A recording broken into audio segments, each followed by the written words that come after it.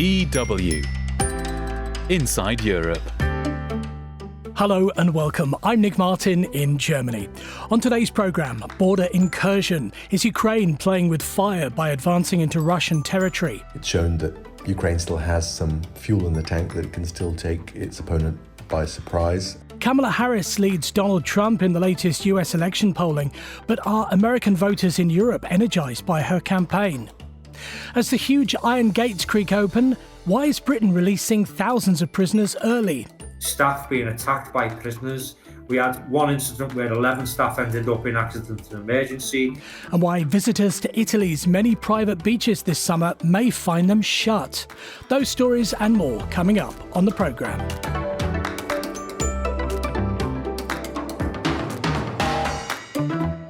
After a failed counteroffensive last year, Ukraine's incursion into Russia's western Kursk region, which began 2 weeks ago, has certainly turned the tide in the 2.5-year conflict.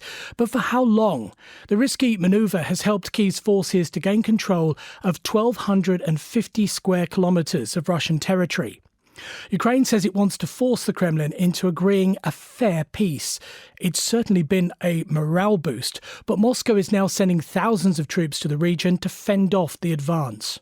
I asked DW's Kyiv correspondent Nick Connolly, who's currently in the border town of Sumy, how much of a gamble this incursion is for Ukraine. I think most people in Ukraine are convinced that all the talk of red lines, of Vladimir Putin's red lines, if Ukraine does X, then Russia will do Y.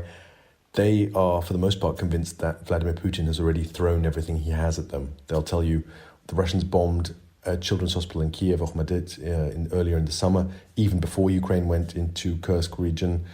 Short of nuclear weapons, what have they got left? And as for the nuclear weapons, well, most people are convinced that the Chinese leadership has made it clear that using nuclear weapons isn't an option that they would accept. The US also, we believe, has given warnings to the Russians about that. So the thing you'll hear most often from them is, why should we be fighting a much bigger, stronger opponent with our arms tied behind our back? He's thrown everything he has at us. He's given us his worst. So what more can happen? Now, Nick, this is a massive turnaround for Ukraine after, as you mentioned, the failed counteroffensive last year. It must be being seen by ordinary Ukrainians as a huge morale boost. What are they telling you? I think the pictures coming out of Kursk have been a huge morale boost. I think it's really changed the dynamic, the kind of narrative around where this war is going. It's shown that Ukraine still has some fuel in the tank, that it can still take its opponent by surprise. And if the briefings and the kind of off-the-record conversations we've had are to be believed, then so far this seems to have been at relatively little cost in terms of lives and technology lost, certainly in comparison to last year's counteroffensive along Russia's armoured and mined front lines in the south of the country. And I think there's a real sense that this is about showing the outside world that Ukraine is still worth supporting and that it's not time yet to force Ukraine into some kind of negotiations on Russian terms. And we're hearing conflicting reasons why Kyiv made this move, including forcing Moscow into what they say is fair negotiations. What exactly does Ukraine hope to achieve from this incursion?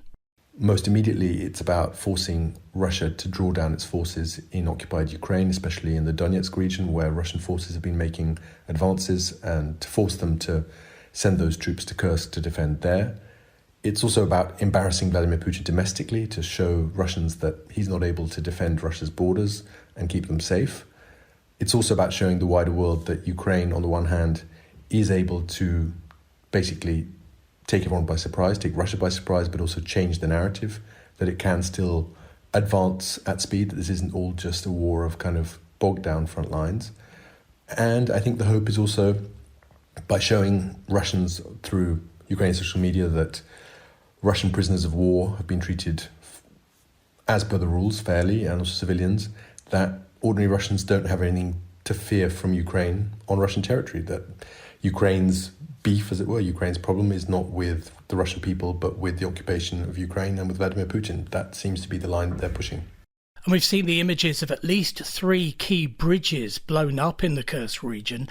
How much damage have Ukraine's forces done so far to Russia's ability to fight this war? So the 3 bridges we've seen destroyed on social media, and there's also some pontoon bridges that the Russians try to put up in replacement of those bridges that also seem to be getting attacked. They are further west of the main area that Ukraine controls in Kursk region, an area where a considerable number of Russian troops are now seemingly, if the reports we're getting are accurate, basically encircled because they can't cross out of the region by bridge. And on land further east, the Ukrainian troops seem to have closed the little gap they could have got through up till a few days ago. And so this is about obviously cutting them off from logistics, stopping them fighting, but also the aim seems to be on the Ukrainian side to take as many Russian soldiers prisoner as possible to then exchange them for Ukrainians in Russian captivity, some of whom have been in Russian captivity now for 2 years or more. We've been hearing reports, again, nothing we can verify, that Ukraine in the past 2 weeks basically has been able to take as many Russian soldiers prisoner as in the previous 2.5 years or so of war. So that is definitely massive and will make a huge difference. And also it's not just soldiers, it's conscripts, people doing their military service at age 18, 19, 20. And we're already seeing a very different reaction from Russian society to these people ending up in captivity to when professionals or people later in life who'd signed up for big salaries are taken prisoner. That didn't really provoke the same reaction from their families or from wider Russian society. So that's really something the Ukrainian side hopes will cause internal problems for Vladimir Putin's government. And Russia is now pulling troops into Kursk for what could be a major escalation. What do we know or can we guess about Russia's planned response? I don't think we have a very clear image yet of what they plan to do. There have been reports that Vladimir Putin has told his military that they need to get the Ukrainians out by the 1st of October. We're not sure how accurate those reports are. There's certainly a lot of Russian planes being sent there to send in glide bombs and other weapons. Those are obviously easier and faster to move over than to get troops who potentially were stationed in eastern Ukraine or elsewhere to collect all their stuff and move hundreds of kilometers. So that's going to take longer before we see boots on the ground moving. There is an expectation that the Russians will just use their supremacy in the air to bomb as many of the Ukrainian positions they can and potentially take also risks with the lives of their own civilians who are still left. Really important to say, there are lots of Russian citizens there who didn't manage to get out, who were not evacuated and are waiting for humanitarian corridors. There's been talk from the Ukrainian side that some corridors will be opened for them to get through the front lines, but so far none of the details are clear. I was talking there to DW's Kyiv correspondent Nick Connolly. The two parties in the United States have now held their conventions and the clock is ticking down to Election Day in November. Both Republican candidate Donald Trump and Democratic rival Kamala Harris are neck and neck, with Harris leading in some polls. From Brussels, Terry Schultz reports that the enthusiasm Harris has sparked in the US has spread to Europe. Vice President Kamala Harris has electrified the Democratic Party in a way that would have been hard to envision before President Joe Biden stood aside. The delegates at the Democratic National Convention, well, they just completed their roll call. And they have nominated Coach Walz and me to be the next Vice President and President of the United States of America. But the race will be tight, and that's why Democrats are paying new attention to a huge and largely untapped source of votes, Americans living overseas. There are almost 3 million eligible voters outside the U.S., more than enough to make or break a huge number of races, explains Amy Porter with Democrats Abroad France. The margin of victory for Biden in Georgia and Arizona was smaller than the number of international votes. So, yeah, that's important. Just after Harris took over the ticket, Democrats Abroad saw registrations to vote jump fivefold and applications to join the organization tripled. But historically, less than 8% of overseas voters actually cast ballots. Texas native Dana Freeling founded Democrats Abroad Finland after Trump took office in 2016 and, like many other volunteers, has been working nonstop for months. It's really all hands on deck now, and we have all over the world people having phone banking campaigns on the ground, tabling registration events. We host many webinars where we have candidates, because it's not just about Vice President Harris and the top of the ticket. It's about the Senate, the Congress, and all the way down the ballot. Both Amy Porter and Dana Freeling say they've been approached like never before by local residents wanting to help get Kamala Harris elected. Porter notes foreigners cannot donate money to U.S. campaigns, but they can give time. Only once in a blue moon do we get local people, French people, non-U.S. citizens, reaching out to us and saying, I would like to help, because they understand the cataclysm that it would be if Trump got reelected for them as French people living in France. As President, Donald Trump had a very fractious relationship with most of Europe and with NATO, while he had a more friendly relationship with Russian President Vladimir Putin than many Europeans are comfortable with. Dana Freeling says that makes Finns a bit nervous, and they're also volunteering to help on the Harris campaign. Finnish people ask, they know how much is at stake for the citizens of Finland, whether Trump or Vice President Harris will take the helm next term. Our security here is depending on it. But Mike Kulbikas, a Republican voter who's lived in Brussels for decades and has taken part in bipartisan debates on U.S. politics and policies, says this talk of a surge is just wishful thinking on Democrats' parts. I think that most Republicans think it's going to be at least as easy as it was, maybe easier. Of course, the fact that she's a woman and that she's a minority, it will have some kind of an energizing effect on some voters. But overall, I think Republicans are as energized as they were before, if not more. While Republicans overseas is not officially an arm of the GOP, unlike Democrats abroad's affiliation with its party, Kulbikas says its members are more reliable voters than Democrats. It's clear the Democratic Party is beginning to better appreciate the potential. Earlier this month, the Democratic National Committee decided for the first time in a presidential election to invest money to help Democrats abroad get out the vote, $300,000. Terry Schultz, DW, Brussels. Now to the UK, where the new Labour government of Keir Starmer has inherited a major crisis in prisons. Male prisons in England are more than 99% full, so London has triggered emergency measures to make more space. It could lead to delays in the court system because it means people will only be given a hearing when a prison place becomes available. The government had already announced plans to release thousands of inmates early over the next few months.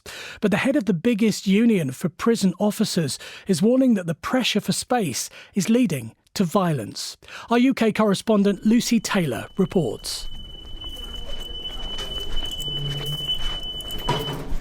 Prisons have never been peaceful. But behind these heavy gates, right now, the wings are noisier and busier than ever. Even the government says it's close to a crisis. Of almost 90,000 prison places, less than 400 are still available. So our reception prisons are feeling all the pressure.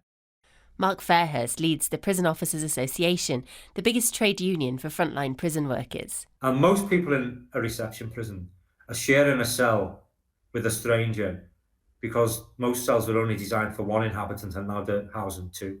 So it's really, really cramped. Prisoners are lucky to get out of the cell for an hour a day for even the most basic things, like we go on the exercise yard, or we'll give you a shower, or you can phone your family at home, because we simply haven't got the staff on duty to do that. He says morale among prison officers is low, and the pressure for space is putting them at risk. Over the past 7 days, we've had some absolutely horrific incidents where we've come close to a murder, staff being attacked by prisoners. We had one incident where 11 staff ended up in accident and emergency, one with a dislocated shoulder, one had to have a brain scan because we thought he had a bleed on the brain. So it really is a hostile environment, and the risk we face, we don't get paid enough for it, we're not prepared enough for it. It's absolutely horrific, and something needs to change.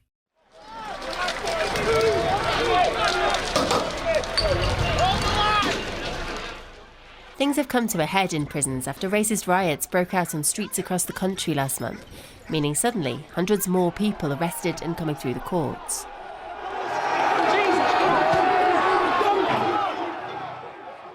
But before that, prison numbers had already been rising for years, with courts handing down longer sentences. And many of those with experience of the system say the problem is not just the pressure for beds, But the pressure on resources, meaning prisoners are left without support. You know, things like suicide, self-harm, drug use are way worse. Sobernan Narantheran runs Breakthrough, a social enterprise that works with people who've been in prison. He has his own lived experience, having spent a year in prison himself. And yeah, that's all compounded to a point where when people are coming out of their cells, the atmosphere feels way more aggravated, if that makes sense, because people have just been sort of like locked up and holed away. He says it doesn't always make sense to send people to prison in the first place. The way I describe prison, it's the university of crime. You go to prison as oftentimes people on shorter sentences or even like medium length sentences will go there as petty criminals or non-violent offenders. Through their experience of prison, who they meet, who they interact with, and the culture of the environment, they'll often become worse criminals. Where you get non-violent offenders or people who are in that constant cycle of crisis and crime. So, you know, they're addicted to Class A drugs, mental health issues, they've shoplifted or they've committed some sort of offence which could have been dealt with in the community. You're putting them in prison. It's almost like it becomes this cycle of they get released, get back into the same thing, and they're back in and out. The new Labour government has made emergency plans to release thousands of prisoners early over the next few months. But while that may sound like good news for inmates, those who work with them say it could lead to higher rates of reoffending if the system doesn't invest in preparing them for life outside prison. The charity Landworks works with ex-prisoners when they're first released. It's a place in the countryside to come for training, counselling and community. They even sit down for lunch together every day. Steve, do you want tomatoes? Chris Parsons is the founder. So most people I don't think want to get back into offending. If you put so many hurdles in front of them, so if you come out of prison, you've got no accommodation, very little money, nowhere, no one to look out for you at all, what are you going to do? You're cold, wet, you're probably going to start shoplifting again. You're probably going to get back into drugs. And it's not a quick fix. It can't be quick fix at all. It takes time, a lot of time, and a desire to work with people who aren't necessarily they're not presenting as the easiest people to work with. But for now, the government is in firefighting mode. It says the emergency measures are temporary and a legacy of the previous Conservative government. That government committed £4 billion to building new prisons, which will open up thousands of new prison beds. But campaigners fear that without more investment tackling the root causes of crime, it might not be long until those are full too. Lucy Taylor, DW, in the UK. Still to come, Italy's many family-run private beaches go on strike over reforms to ownership rules. DW's website and social media pages have the very latest news from across Europe, so that's dw.com or DW Europe on socials. And I'm Nick Martin in Germany. You're listening to Inside Europe.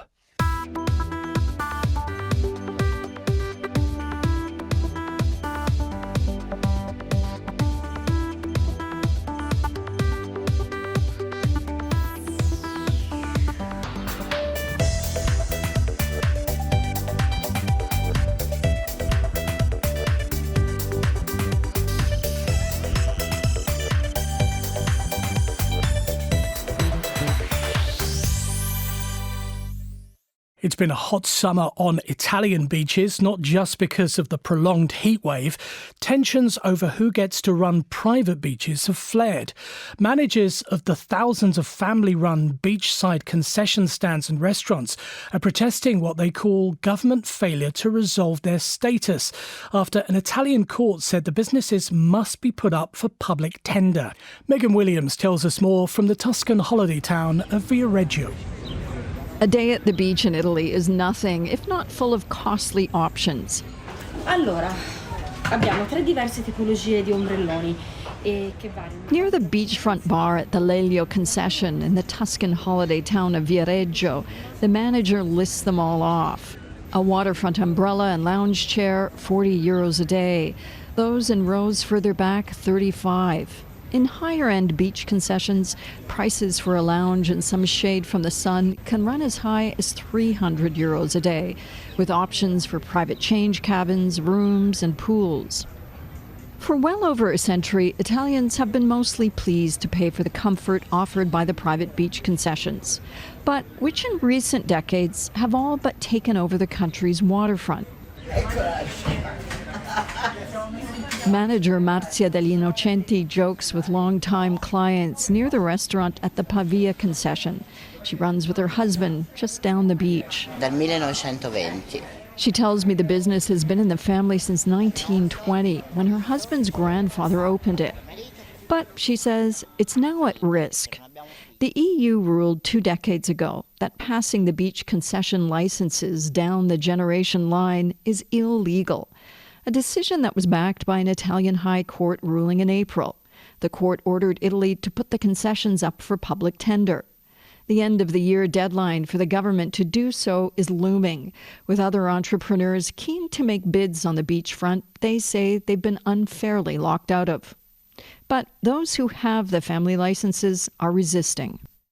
In early August, Marzia was among the almost 30,000 private beach managers who closed their umbrellas for a few hours in the morning to put pressure on the government to allow them to keep their businesses, which they say they've invested hundreds of thousands of euros in, which they say they'd lose if they had to give up the licenses. E poi per darla a chi è? Per darla a uno diverso che... This is an Italian tradition, Marzia says.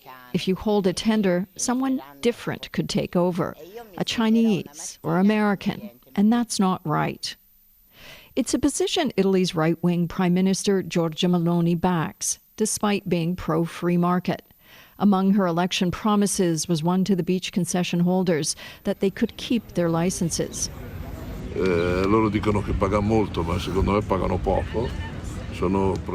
But clients here, like this sunbather who pays about 3,000 euros a summer for an umbrella and lounge chair a few rows back from the water, says the fees to lease the beachfront the concession managers pay are peanuts, less than 1% of the revenue the businesses bring in.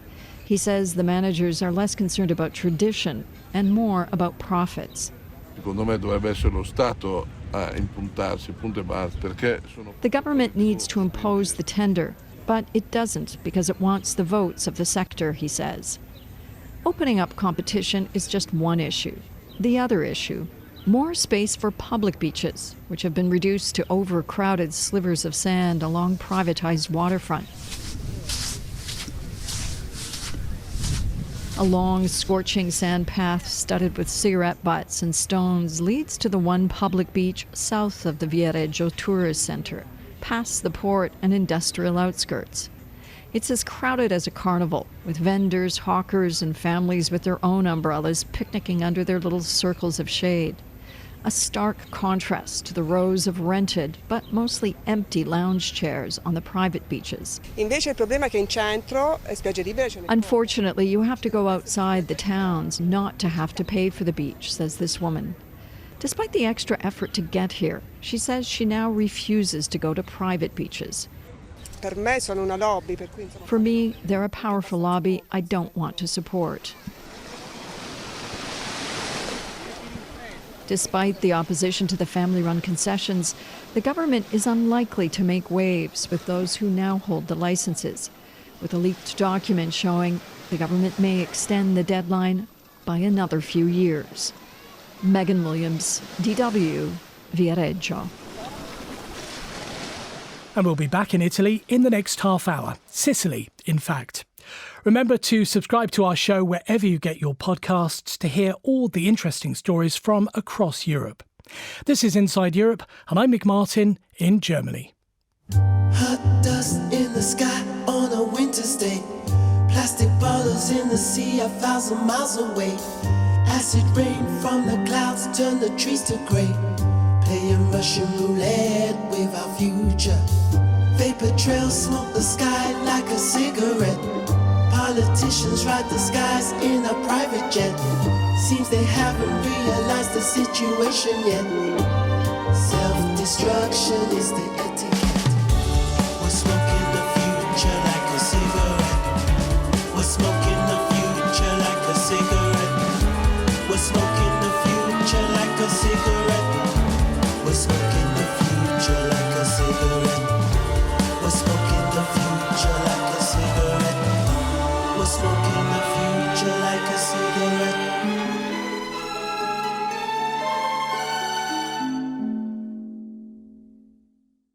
This is Inside Europe, and I'm Nick Martin in Germany.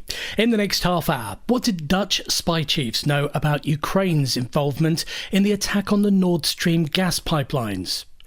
Lukashenko's critics face snooping from Belarusian authorities while reporting on the country from exile. First, this is of course a signal. The regime wants to scare me. The regime wants to show me that they know what I do. Second, the regime wants to cut the connections between experts, journalists in exile and people inside the country.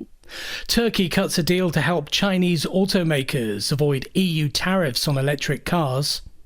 How a nearly 2-year-long drought is turning parts of Sicily into a desert. If it rains, the water disappears straight into the sea, and there are no reservoirs and dams to contain the water. That's the big problem here. The very little water that is available just flows away. And as Paris counts down to the Paralympic Games, how accessible is the French capital? From the studios of Germany's international broadcaster, DW, this is Inside Europe. The Dutch government is feeling the heat over revelations that senior officials likely knew about Ukraine's alleged involvement in blowing up the Nord Stream pipelines before they happened. Details about the sabotage in September 2022 of the pipes carrying Russian gas to Europe were shared by the Dutch Secret Service with the United States. As Stefan Bos reports, the revelations have also raised questions about former Prime Minister Mark Rutte, who is due to become the chief of the NATO military alliance in October. US sources say several Dutch government members likely knew about Ukrainian plans to attack the Nord Stream pipelines. They say that the Dutch Military Intelligence and Security Service, or MIVD, informed the US Central Intelligence Agency about the sabotage plan shortly before the explosion of the Nord Stream pipelines in the Baltic Sea. It has led to political pressure on the recently elected government of former intelligence chief Dick Schoof. The largest party supporting the cabinet, the Anti-Islam Party for Freedom, the PVV, and others demanded to know who knew about the sabotage plans. Mark Rutte, who was Prime Minister at the time and will soon be NATO's Secretary General, previously shrugged off suggestions of possible US and Ukrainian involvement in the explosion during a turbulent parliamentary debate. Ja, omdat het echt onzin is, dus. Dat weet u zelf toch ook wel. Ik ga er nou niet allemaal op in, we moeten ook weer naar bed. Yeah, this is nonsense, Rutte told legislator Thierry Baudet. But you know that yourself. I don't want to address that issue. It's time to go to bed. Attributie naar Amerika. However, well-informed sources say several ministers, including the then Prime Minister, must have known about the MIVD findings about Nord Stream. Outspoken PVV party leader Geert Wilders now insists on reconsidering the Dutch relationship with Ukraine, which is likely creating tensions within the coalition government. The Netherlands was among the first countries to send F-16 fighter jets to Ukraine. While the debate continues in the Netherlands, German state prosecutors have issued an arrest warrant for a Ukrainian diving instructor who was allegedly involved in the attack. He is accused of being part of a team of experienced Ukrainian divers who hired a German yacht in September 2022. Investigators say they sailed out into the Baltic Sea and planted the explosives, blowing up 3 of the 4 Nord Stream pipelines. Informed and pressured by Washington, Ukrainian President Volodymyr Zelensky reportedly ordered an end to the operation, but by that time it was too late. Russia's deputy ambassador to the United Nations, Dmitry Polyansky, has his doubts. We had a very vivid discussion in the consultation room of the Security Council, and it looks like those who drafted them were initially making up a scenario of a Hollywood blockbuster. Actually, only one thing is clear. Germany has important information about this terrorist act, which it shares with journalists, but conceals from the Security Council. In the Netherlands, critics such as the Eurosceptic Forum for Democracy Party share his concerns. They view the war between Russia and Ukraine as a broader battle between the US-led NATO military alliance and Moscow. Stefan Bos, DW, the Netherlands. And after Ukraine's recent incursion into Russia's Kursk region, Kremlin ally Belarus says it's now worried that Kyiv's forces could attempt a similar move into Belarusian territory. Over the past week, Minsk says it has deployed nearly a third of its armed forces to the border with Ukraine. Meanwhile, Belarusian strongman Alexander Lukashenko is still arresting members of an opposition movement that disputes his 2020 presidential election win. The subsequent crackdown on public protests has been harsh, with more than 1,400 opposition activists in jail or forced to flee overseas. One of those who left is journalist Hanna Lyubakova, who told me that Lukashenko's repression is still in full swing. For 4 years, our human rights defenders have been documenting daily violations in Belarus, which also means arrests.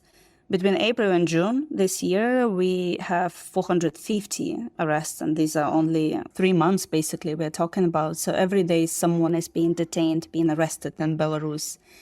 People are being arrested for subscribing to independent media, for wearing white and red colors, which remind the regime of our national flag, which is being banned in Belarus. Most recently, a woman was arrested for an anti-war tattoo. So a tattoo was the reason for that. And regarding my case, on July 1st, I was sentenced to 10 years in absentia by a Minsk court. The regime accused me of 4 criminal charges, including an attempt to seize power. So these are the accusations I'm facing back in Belarus. And Hannah, I just wonder how that sits with you, the prospect of a jail term if you ever return to Belarus. And how does that conviction hanging over you affect your ability to do your job as a journalist? First, this is, of course, a signal. The regime wants to scare me. The regime wants to show me that they know what I do. They follow my work. And I am being a target. Second, the regime wants to cut the connections between us, experts, journalists in exile, and people inside the country. It's much more difficult to talk to someone who is inside the country right now, especially after this public persecution, because people in Belarus might be scared, and rightly so, of talking to me.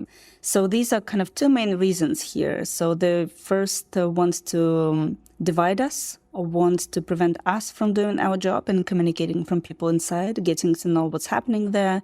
And second, of course, they want to scare us and show that it's not safe for you, even if you are abroad in a safe democratic country. We still follow you. We're still able to know what you do. And do you get a sense that you're being monitored? And is this something that's happening on a day-to-day basis?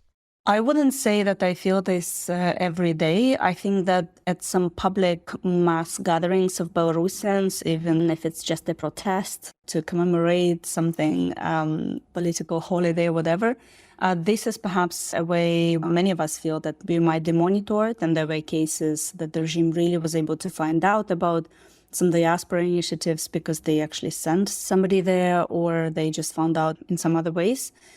So physical monitoring, right, this kind of surveillance that they might be able to still do by sending someone abroad to the EU or elsewhere. Second is, of course, digital monitoring. I had some cases when somebody pretended to be me. It was both on Telegram, it was also on Instagram. So we took down these accounts, but this is something we can repeat. And when it comes to traveling, I am on the wanted list in Belarus, Russia, and all CIS countries. So this is something that they do. They don't have to follow me. They just can put me on the wanted list. And if I travel to some of the CIS countries, I can be arrested. And this actually happened back in 2021 when I was arrested in one of the CIS countries. So after that, I found out that I'm on the wanted list. And of course, I have to take precautions regarding my travels. And finally, Hannah, what is the sense you get from people inside Belarus right now? What has become of this fight to challenge Lukashenko's authoritarian rule? Now it's really difficult to express any form of dissent. Any open protest, street protest is banned, of course, but even just a small gathering of people who might just come to a venue and enjoy art, this is something that can provoke the regime to disperse people, to arrest them. There were cases of music festivals when security forces came and just started arresting people. It wasn't even related to politics. It wasn't even anything about the opposition movement. So you see that any gathering, any mobilization, any way when people try to communicate, exchange opinions, talk, this is something that the regime thinks is dangerous for it. So at this point, of course, nothing like this is possible. Regarding people, you can feel the fear, you understand it, you know where it comes from, and of course it's very logical and natural that people feel fear. At the same time, they are trying to do whatever is possible. They learn their language, the Belarusian language, they learn about their culture, about their identity, and that's investment in the future. This is something that also helps us distinguish between Belarus and Russia. And this is more important than it sounds. Some might expect opposition protests, right? But they're not possible. Instead, people are investing their time in learning about our history, which, again, in the long term is something that will help us build a national state in the future when the country is going to be free. I was talking there to Belarusian journalist Hanna Lyobakova, who is currently reporting from exile. She's also a non-resident fellow at the Atlantic Council think tank. Next, we head to southern Europe, where another summer of wildfires and severe droughts have reached crisis point. Sicily, for example, hasn't seen rain for more than 18 months. Some parts of the Italian island have waited more than 2 years for a good soaking. Farmers and residents are getting desperate, while the island has started turning tourists away. Angelo Van Schaik reports. È caduto un altro? No, non è difficile. Perché ora nel centro. It's 35 degrees, and when chicken breeder Giovanni Cirasa and I approach his chicken run, one of them falls off a small wall. Cadono così, muoiono d'infarto. It's probably had a heart attack. That's how they die in this heat. I'm losing 8 to 10 animals a day due to the drought and the heat. When I started this chicken farm 10 years ago, I had around 1,000 animals. Now I only have a handful left. 10 years ago, Giovanni Cirasa bought a piece of land in San Cataldo, a small town in central Sicily, to breed chickens. On his land there was a small creek and a little pond. Now, 10 years later, the creek has become a dry trench, and in the pond the reeds are withering. Che non piove come dovrebbe una decina d'anni. It hasn't rained as it should for 10 years. The rain has become less and less, and the last 2 years it hasn't rained at all. Not a single drop, nothing. For his water supply, Cirasa depends on so-called autobotte, water trucks that deliver water to farmers and families. But it's expensive. 20 euro al metro cubo. 20 euros per cubic metre. If I get water from the local authorities, I'd have to pay €1.20 per cubic metre. That's an increase of 1,000% or more. I can't afford that. Besides being bone dry, it's also been exceptionally warm in Sicily this year. There was virtually no winter. In January, it was still 20 to 25 degrees. The situation in Sicily is tragic, says Christian Mulder.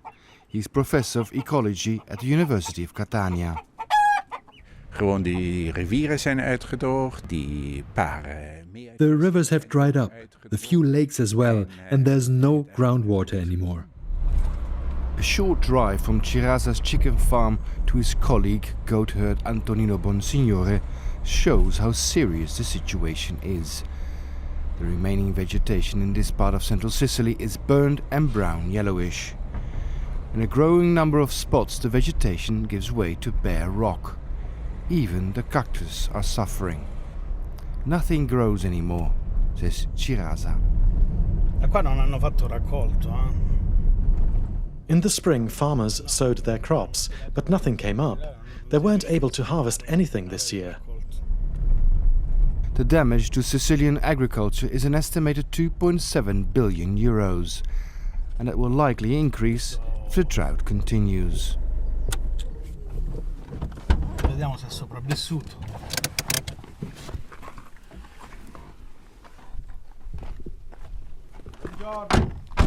Antonino Bonsignore has been herding goats for most of his life. He's 80 years old and has never experienced a drought like this in his life. For the last 3 years, it's hardly rained. Even tough weeds don't survive.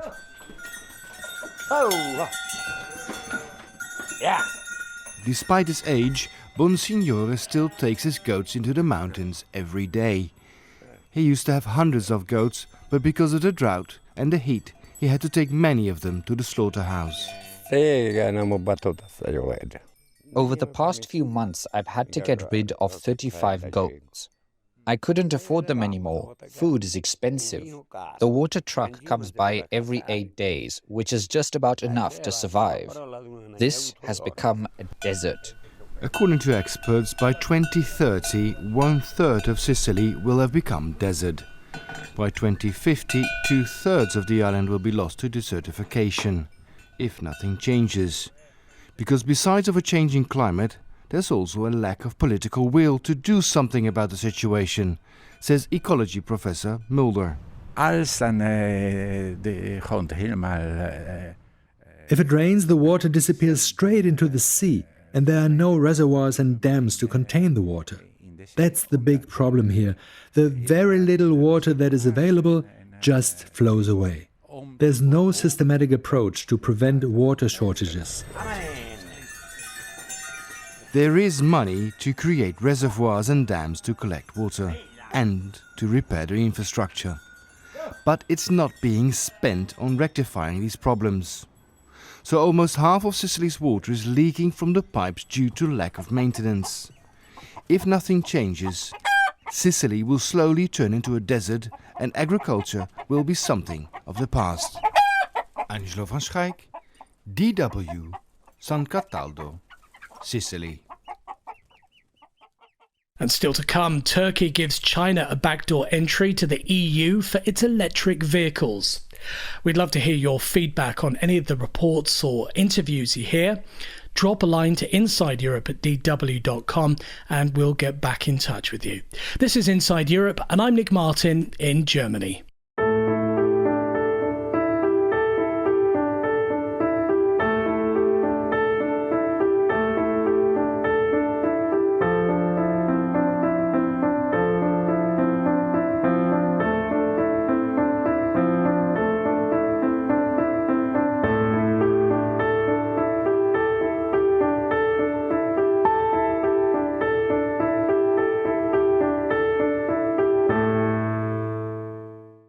The EU's new tariffs on Chinese electric vehicles sparked a fierce response from Beijing, so much so that Brussels has scaled them back just 2 months after they were first imposed.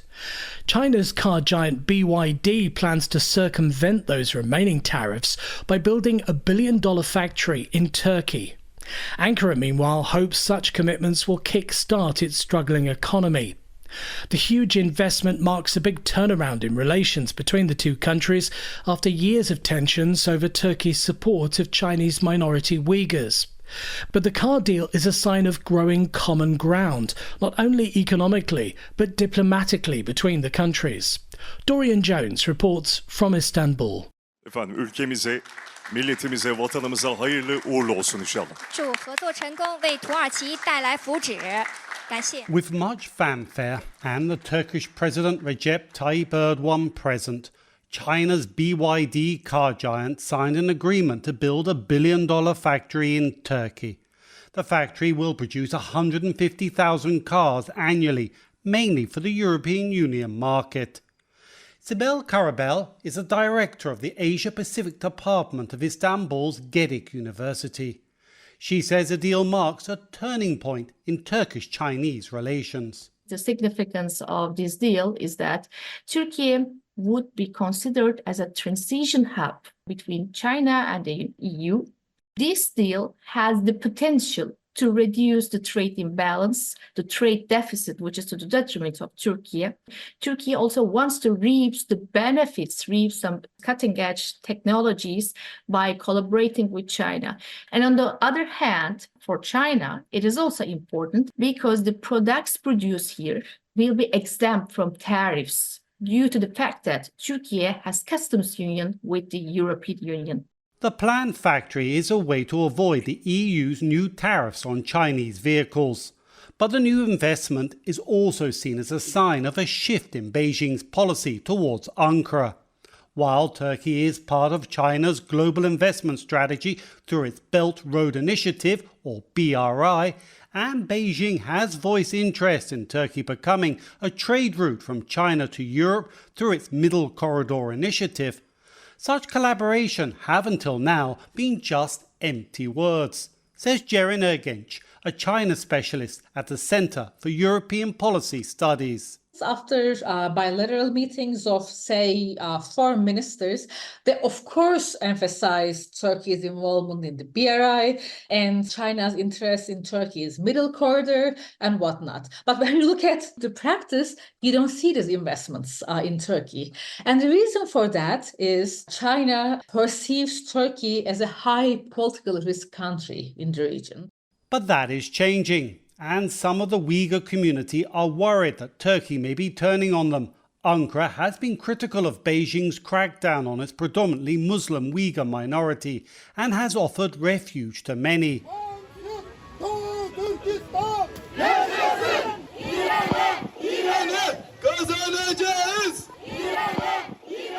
Uyghurs have for years used Turkey as a base to campaign against Beijing. But Uyghur dissident leaders fear China's billion-dollar investment in Turkey could be part of a deal struck during Turkish Foreign Minister Hakan Fidan's recent visit to China. Çağdaş Üngür of Istanbul's Marmara University. There are rumors, of course, that the Chinese side is pressing for the ratification of this extradition agreement, that they would want the Uyghurs in Turkey, some of them at least, to be returned to China, to be tried in China, etc. If we see in the coming months that kind of, for instance, ratification, or if we see Turkish side being more willing to return those people back to China, dissidents or the terrorists, depending on how you see it, we will see that there was something groundbreaking about this.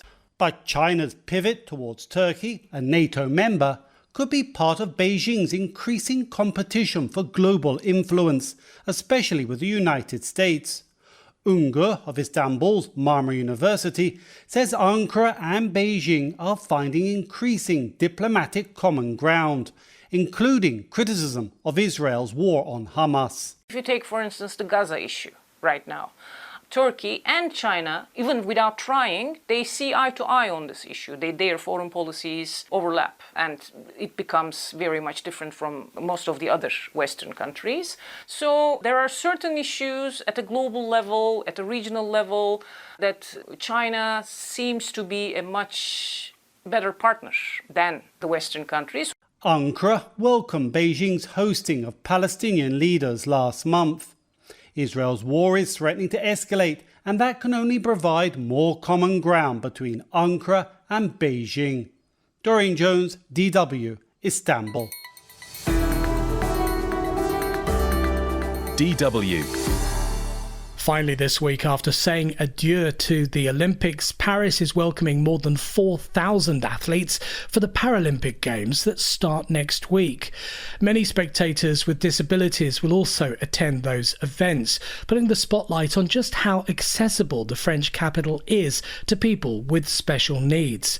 Olympic authorities have praised Paris for its strides, but disability advocates say it's only a start. Lisa Bryant reports. Frank Mai is taking a visitor through a slice of his day, getting from his home outside Paris to the eastern part of the city. He drives his electric wheelchair to a local station, which is handicap accessible. But catching a suburban train, known here as the RER, isn't easy. Mai speaks with the ticket agent to alert train staff of his arrival. He enters through a special door reserved for wheelchairs, but also for people with bikes and baby strollers. Down an elevator and onto the platform, where an agent rolls out a ramp for him to board the train. Finally, he's on his way. Quand on parle d'accessibilité, on parle de l'autonomie. Accessibility means complete autonomy to go from point A to point B. Today, when people say Paris is handicapped accessible, that's not the case. Mai has a degenerative condition called Charcot-Marie-Tooth disease. He's a former Paralympic athlete, winning 4 bronze medals in swimming in the 1988 Summer Games. His battle today is access. Ce qui manque aujourd'hui, c'est la concertation. What's missing today is consultation. We're always informed that something has been built after the fact. We need to be asked before every renovation, for example of the metro system, about accessibility. People need to think differently. French authorities have worked to make the 2024 Summer Games accessible to everyone. There are shuttles and taxis specially equipped for wheelchair users.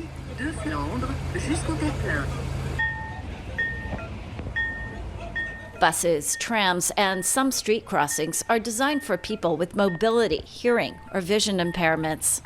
Paris City Hall says the changes are part of a bigger effort to make Paris greener and more livable. On est très accessible aujourd'hui, vraiment. On a fait d'énormes progrès. Paris is very accessible today. We've made enormous progress.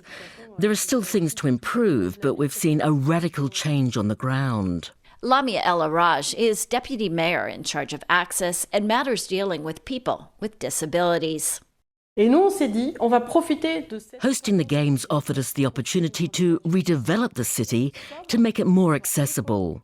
El Araj says those transformations include creating pedestrian-only areas and fully handicap-accessible buses. The city has widened sidewalks and plans to have 95% of municipal sports, educational, and other public buildings handicap-accessible by next year. But handicap advocates say mindsets also need changing. We still need to develop in France this capability of delivering service to everybody. That's Serge Widowski, Director General of advocacy group APF France Handicap. When we show the laws that we have in France, like for instance in Brussels, among our peers in other countries, they say, oh my God, you have incredible laws in France that we don't have anywhere else. The only issue is that they're not applied. Frank Mai gets off at the Châtelet station in central Paris and boards Line 14. It's the only line of the Central metro system, which is not managed by the city, that is fully accessible. Mai and other disability advocates say their fight isn't just about changing transportation, but also other basics of daily life that pose challenges for the elderly, people with crutches, and many others. On ne considère pas les personnes en situation de handicap. Pascal Ribe, president of APF France Handicap, also uses a wheelchair. She says people don't consider people with disabilities as citizens in their own right. Society has not thought about integrating people with disabilities so they have access to everything, she says, like everybody else. Yes. Mai finally reaches his destination, the Gare de Lyon train station. It takes another elevator and down a few halls before he's out and heading into the city. Lisa Bryant, DW, Paris. And Inside Europe airs on radio stations around the world and is picking up new listeners on podcast platforms. The more the better, so please remember to hit the subscribe button and give us a review as it helps promote our show to other listeners. This programme was produced by Helen Seeney and sound engineer Mikhail Springer.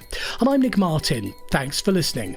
Inside Europe comes to you from DW in Germany.